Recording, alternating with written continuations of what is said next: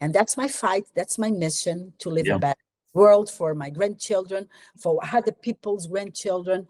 And let's fight for the future. We are talking about the future.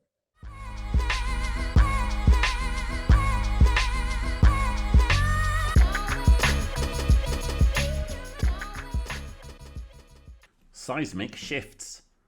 Professor Graça Castanho is an academic, activist and advocate for democratic access to cannabis. Proudly hailing from the Portuguese islands, the Azores, as well as educating and researching cannabis and hemp, she's also the founder of the CannaPortugal and CannAzores industry events. She's also part of an initiative to bring back production to the islands, with initial harvests expected in August. We talked to her to find out more. And we're here on the Lobsterpot podcast. Welcome, everybody. I'm Dave Barton. I'm your host today in this lovely environment I have behind me. Oh, no, it's definitely a real field. It's not a fake one, you know, one of these lovely backgrounds where everything blurs. But anyway, enough about where I am. The person I'm speaking to today is in somewhere, I'm guessing it's significantly nicer weather-wise and perhaps scenery-wise to where I am. We have Dr. Graça Castanho, Professor Graça Castanho from the University of the Azores in Portugal, also founder of CannaPortugal, CannAzores. So many strings to her boat. Welcome to the show, Graça. It's good to have you here. How are you? Well, I'm doing great. You know, I'm so pleased and so thankful for being here with you, talking about the what's going on in Portugal, and specifically what's going on in my islands, the Azores, in the middle of the Atlantic Ocean. So many things are going on, and everything started here. You know, all my efforts started in the Azores, in my homeland. So again, so for those that know, I mean, lots of people have probably heard, but, you know, don't know a great deal about these. So there are a group of, is it 9 islands? Kind of in the mid-Atlantic, is that right? Yes, 9 islands, Portuguese islands, and we are in the middle of not in the middle of the Atlantic Ocean, but we are between Europe, closer to Europe, but between Europe and America. That's why so many people left the Azores.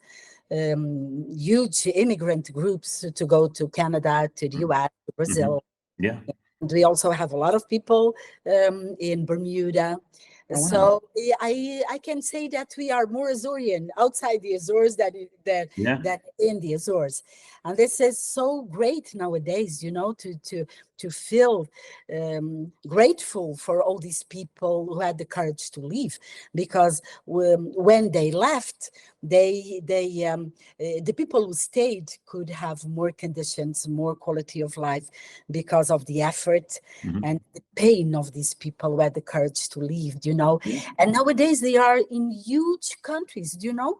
We have the Azorean communities are in such important countries in terms of cannabis, because most of them are in Canada.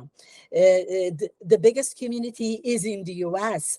And I can, for example, explain that the first country, or remind that the first country that legalized cannabis was Uruguay. Imagine, Dave, with an Azorean descendant president. Is that right? Wow. Okay. Can you see that? Yeah. So Azores is in the middle of so many things that are going on around the world. Also, we have in Uruguay an Azorean house. Also, so many in Brazil and Canada and US, the countries that are ahead, you know, and for example, Uruguay and Paraguay, and also Canada, where cannabis is legalized around the entire country. And when we are doing these events, when we started doing these events in 2021, only because of pandemics, because we were already working on 2019, but then pandemic came and we had to stop. So in 2021, after talking with the government is amazing, always with us, you know. This in the Azorean government, not... Yes, the Azorean government. But just to tell you that our events are very important for us, because we always have our communities, immigrant communities with us from Canada, from US, from Uruguay. We tried to put everybody together and bring them to the Azores. So everything started in the Azores in 2021 with the first CannAzores. It's a transatlantic forum on hemp and cannabis. Of course, we know that that hemp is cannabis, but let's do this, this differentiation between industrial hemp and medicinal cannabis, which is silly too, because medicinal cannabis is industrial, of course. That's why we talk about pharmaceutical industry. It's all the same plant, yeah. It's the same plant, it's the same thing. It's and that's why it's such a big opportunity for us here in the Azores, because we cannot. It's important to keep in mind that the Azores are islands from Portugal. History says that before Portuguese, other people came, passed by, and left some signs, of their existence here. But as a matter of fact, the islands had no population. They were discovered in 16th century, 15th, 16th century, and then I was saying it's important to remind that Portugal was in the middle of this maritime discoveries, connecting Europe to other parts of the world and so on. So the Azores were always a stop, It's like strategic importance sort of between Europe and Americas. Yeah. Very, very important. So Portugal used to be one of the biggest producers of hemp in all Europe and in the world, because wherever they used to go, they would take the seeds to plant in Brazil, to plant in African colonies, everywhere, So it is quite impossible to have the Azores with no seeds, with no plants.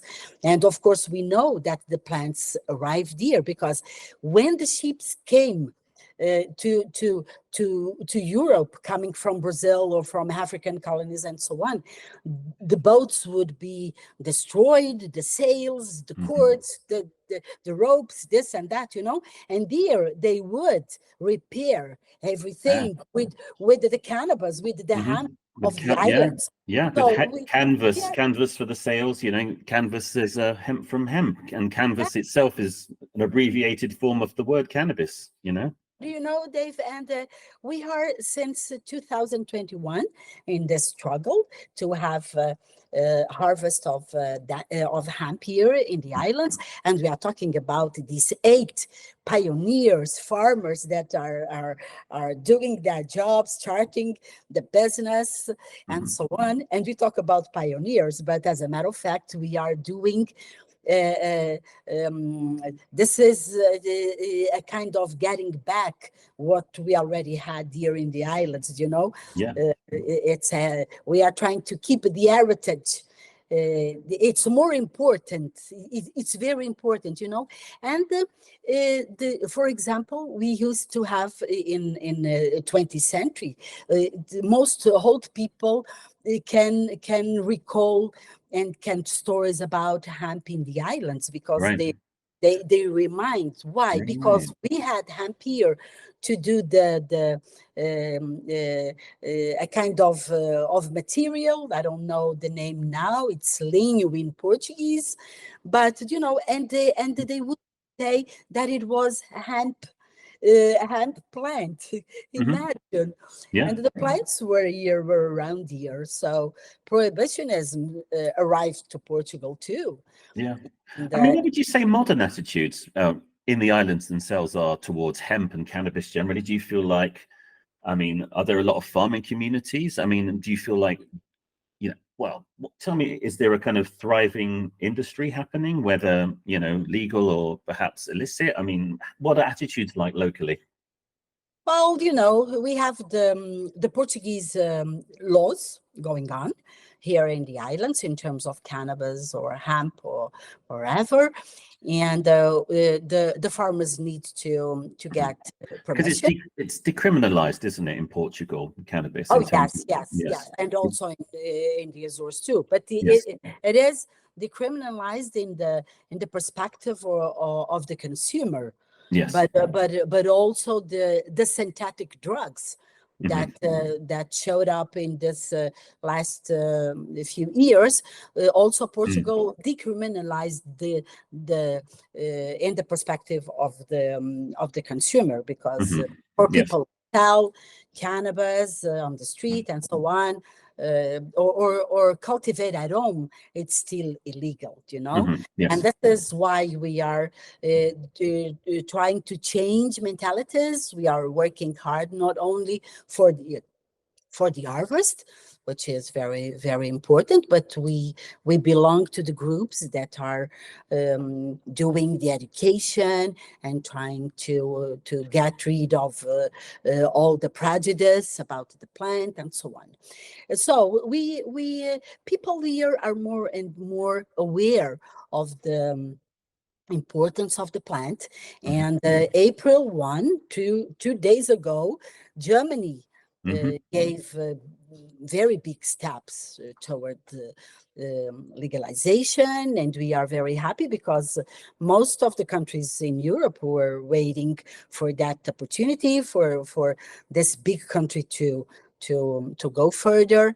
And I'm quite sure that one of these days we will have the all cannabis legalized in Portugal. But Dave, it's so important to understand that we are playing in different platforms here in the Azores, connected with our communities from Brazil, Uruguay, Canada, and the US, because besides the CannAzores, the Transatlantic Forum, we also have a fraternity, a cannabis fraternity, international cannabis fraternity Portugal. And this fraternity already exists in the US, in Canada, in Brazil. We have people there who are taking this idea. Why? Because fraternities, cannabis fraternities, already existed in 19th century, 20th century, 19th century in France.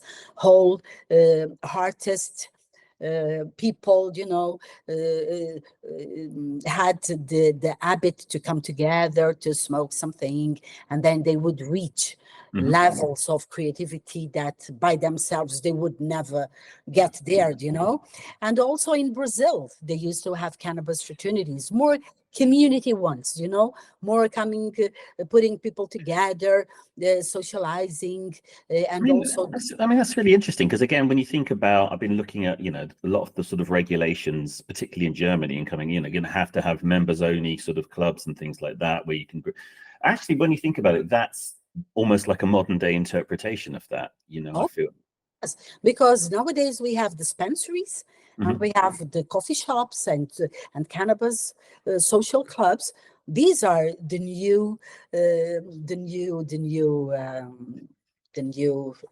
how can I say, the new perspectives, the new absolutely. It's kind of like when you think about the new image of fraternities of old times. Yes, and that's it. And I'm not sure, we were talking about Spanibus before we started recording, and I'm not sure if you've been to some of the social clubs there, but I mean, they're so very different. You have what feels like a very kind of like an undergraduate student vibe, which is cool. I'm a little old for that now, but that's, I appreciate the spirit. But, and then you have very high end, almost like a cocktail bar, like the Green Boutique is a very good one.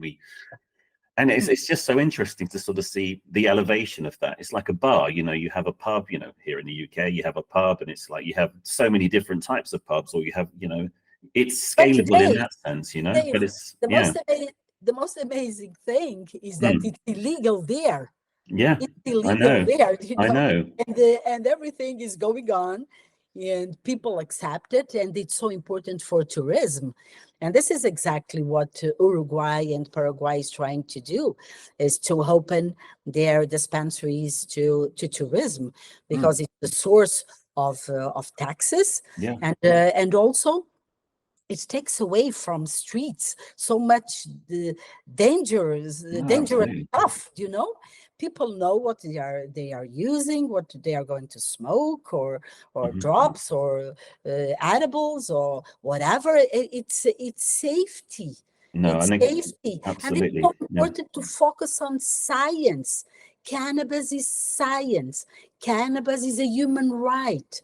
So we cannot forget also that there are so many civilizations and communities that live so far from pharmaceuticals, industries. They have no drugstores. They have the plants and they know how to use them. So science shows that there isn't a single death connected with cannabis by itself, of course, because if I am using cannabis with very high THC, and I drink a lot, and I take pills, and I do so many silly things, of course, all this together is dangerous for anyone, but the cause of the death is not cannabis by itself. No, So absolutely. we are talking about cannabis. We are talking about such a huge change of mentality. And I am a good example of it, because I am a grandmother of 4 children. I am a mother of 2 daughters. And I learned everything about cannabis in wrong terms, My mom used to say, and my father, please take care of this and that. And of course, I reproduced this with my daughters, there was such a concern. Oh my God. And nowadays we understand that this is the least that can happen to a young, responsible girl or boy. I mean, responsible consumption, because cannabis has its problems too. We cannot forget that more and more, as a result of genetics, transformations, and this and that, the THC is getting very, very high. But even those products or sub-products or medicinal are so important, to treat so many illnesses.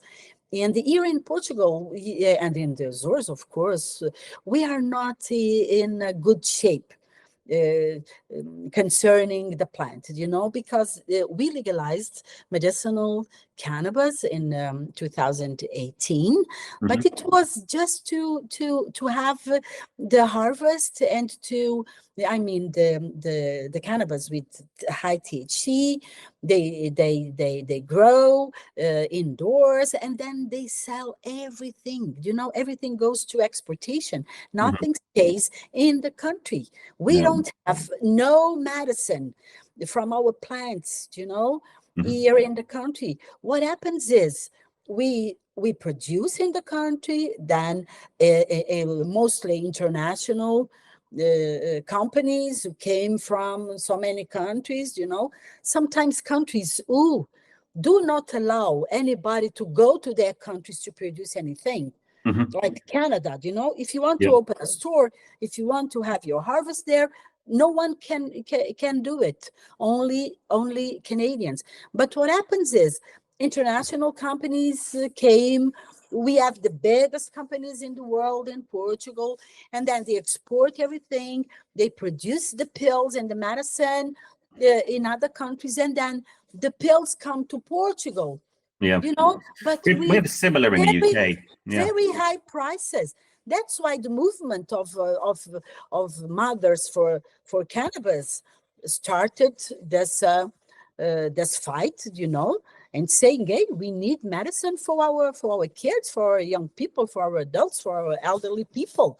It doesn't make sense to be considered the oasis of Europe, because Portugal has been considered in the last few years the oasis of cannabis production, and nothing is left for the people. This is like crazy. So we need to hold governments responsible for these situations. And in Portugal, we yesterday the new government, started its job, and let's do what they are going to do, because we are waiting, and the rest of Europe we're waiting for Germany.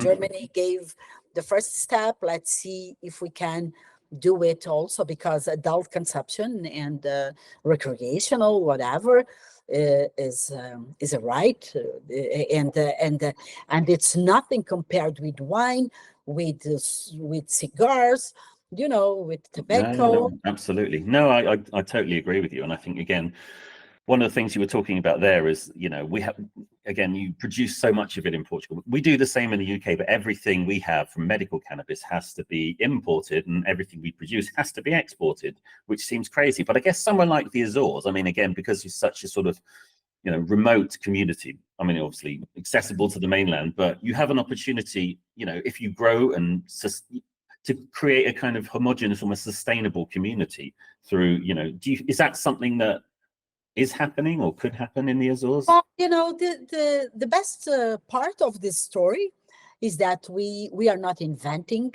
any wheel. Almost everything was invented, and our role model is definitely Paraguay. They have the industrial hemp chamber there.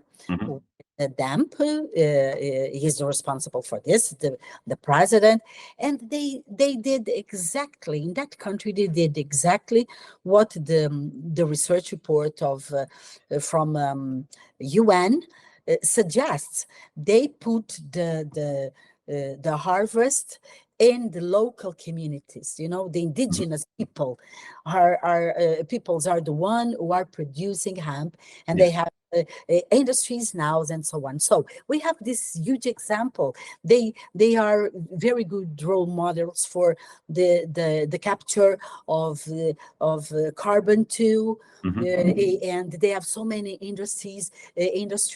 That's why we are going to have this Saturday this online forum where we will have Paraguay, Brazil, and Spain, Extremadura, because in Extremadura they have the CTAX, and these three Green Hub from Brazil, the Chamber of Industrial Hemp from Paraguay, and CTAX, we will be together to show our growers, our farmers, what they are doing in those countries, what we can do, and how it is possible to have this plant as a source of economic growth and well-being and health and so on. And it is such a good thing to capture this in mind, that we live in an autonomous region from Portugal. So it is time to bring the legislation on hemp and medicinal cannabis and to hold our government responsible for these industries. Of course, our group of 8 farmers, the first group of 8 farmers, they want to cultivate, to grow hemp, to get food for animals, because we have a lot of cows here in these islands, and we need more sustainable food for animals. But also there is one that wants the fiber and the sheaf to make hempcrete. The others in Flores Island, like Flowers Island, two women want the fiber for clothing, and we are creating this CannAzores hub where we have so many companies and startups. So this is something happening already. This is something you've already begun working on within the Azores, the CannAhub Azores. This is happening. Yeah. Wow. Because the challenge is not to grow. The challenge is to grow, to change mentalities. We are going to do this educational thing everywhere, saying, hey, these plants are not high THC plants, let's respect, show what we can do with the plants and so on. And that's why we are in the middle of this change, change, because we want to grow, we want to change mentalities, and we want to figure out what farmers can do with the products that they, or with the material, the raw material that they are going to get. And I was saying, we are not inventing the wheel. That's why we need to listen to others to see how things worked with them, what we can do, what are the best choices. And for example, in this CannAzores hub, we have this opportunity to create what we have, the most specific and typical things in the Azores, create a different line with hemp. For example, food. We have so many things that we export to our communities, to the mainland, to Madeira Island, to other different islands, you know, and we have this exportation line with things that we have, but we are going to add a hemp. For example, we already had this tasting show and this cooking show with cannabis cooking show in our CannAzores with butter with hemp, with milk, vegetable hemp milk, you know, and cheeses, different cheeses with hemp, and liquors and wines and breads and sweet breads and pastry and so many different food, you know, general food. I mean, this is the thing. So I think it's easy to overlook, isn't it, for a lot of people? Again, most people think cannabis, it's like, you know, it's either medicinal or it's recreational. And people who start to think about hemp will think, well, it's a material. But when you start to think about, you know, the huge array of kind of, you know, I won't say applications, but products that can be, you know, created from every part of the flower, not just the flower, but the plant itself, you know, talking about the stems, the stalks, the leaves, you know, all of this, it's the idea of having sort of regenerative communities, you know, using hemp as, you know, one of the sort of key crops to be able to do that. It's, you know, it's hard to ignore. Again, it's just another part of the science that you can't ignore. You know, we can make arguments about the impact of recreational cannabis and medicinal cannabis, how transformative it is for patients. But then it's like, well, actually, we could probably, you know, grow a lot of this and do a lot with it, you know, and that's what I think, you know, when I see smaller communities sort of adopting it, you think, well, they're the perfect, almost like experiment in a way to sort of say, we've made this work. If we scale it in Germany or Poland or UK or wherever, it's like, well, actually, you know, we have a blueprint for success. And, you know, and that's really interesting. I think, you know, and again, you were talking about in Paraguay with the indigenous communities, you know, being empowered to cultivate. That's something they've probably been doing for centuries, I'd imagine. And it's almost like the old ways, like the ancient ways of just growing crops, using them and doing lots of different things with them, is kind of what we've come full circle as a society, realizing, well, actually, they had the right idea however many thousands of years ago. But you know, Dave, my opinion is that we, with this plant, we are not supposed to had our route is to change, to switch, you know, because we are in the middle of so many disasters, environmental disasters, so many things going on, that we need to have the courage to switch to a new mentality, to a new way of doing things, to and get rid of so many things that are destroying our environment. And we should be ashamed about the world that we are living for young generations.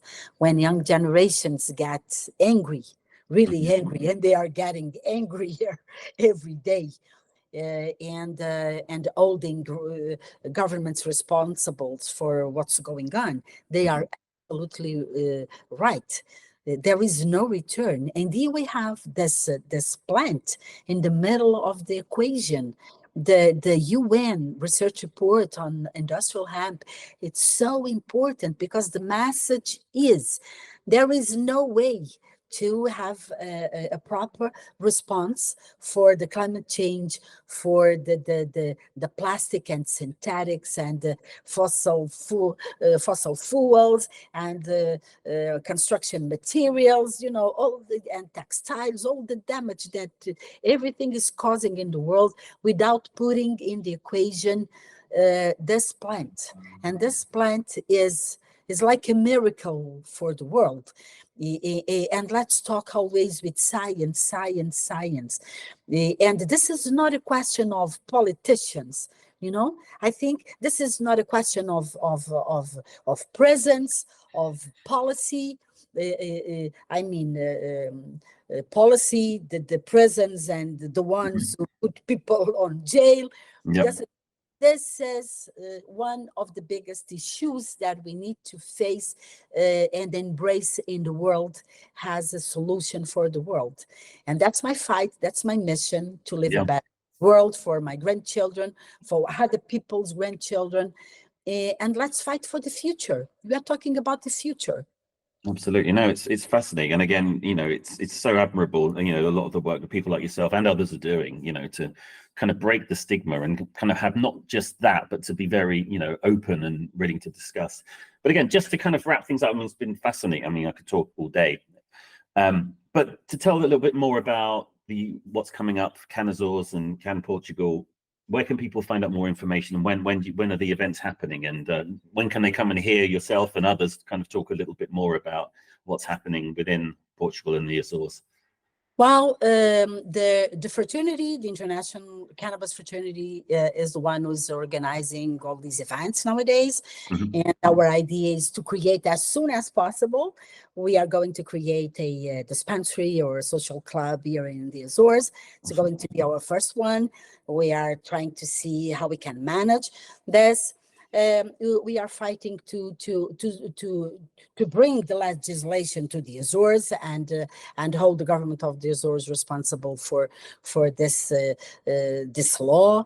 So people from the Azores will get permission in our government, towards our government, and not with the mainland in the next years. So CannAzores, we have been in 3 different islands doing in services for everybody that wanted to know more. We have so many things going online too. We have the Facebook, we have the site.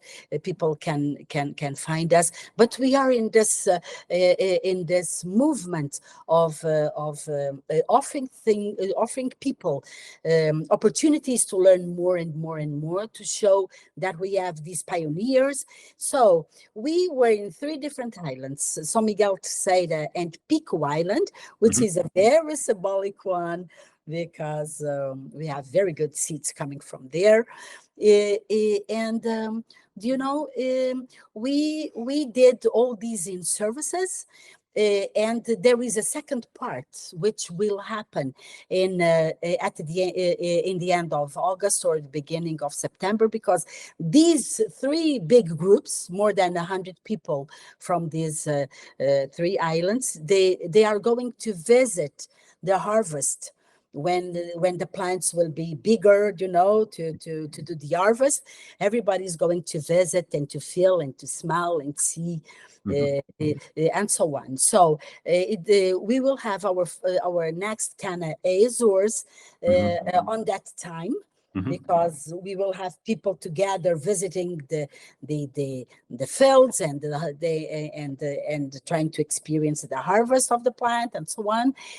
But CannAPortugal is in the mainland. It's in Lisbon, and we are already preparing the 3rd edition of CannAPortugal. It's a huge event, and this year it's going to be bigger, because we put together 3 big events, like World CBD Awards, Hemp Fest, and also CannAPortugal with the Global Cannabis Awards.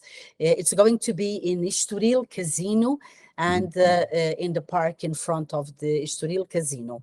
I think it's going to be, something very similar to cannabis or other big events around the world. So Portugal is in the map, and Portugal is in the right route, because Portugal has this circumstances which make us very unique.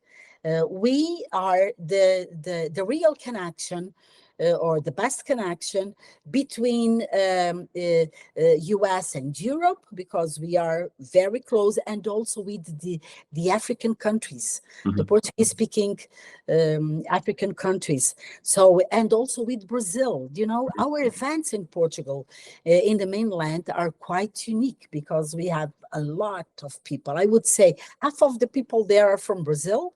Wow. And African countries. That's why Portugal is so important for people who want to come to our events, you know, to this trilogy. The trilogy is named World Hemp and Cannabis Summit. This is the bigger name, the designation that we have. So people can look for it. The World Hemp and Cannabis Summit. It's going to take place in Lisbon, putting together CannaPortugal, World CBD Awards, Hemp Fest, and also huge communities that we have in Portugal and the countries also. And I am referring to Brazil, to Angola, to Mozambique, Cape Verde, the Lusophone world, and so on. So it's if people want to come to the business to show their companies, and because of course we keep saying that okay, it's important to improve and to empower the locally people, you know. It's very true, but there is a moment that these people, these locals, can't be by themselves, you know. There are spaces and moments and times that people need to come together to do their marketing, to show, to share, to see what's going on, to learn.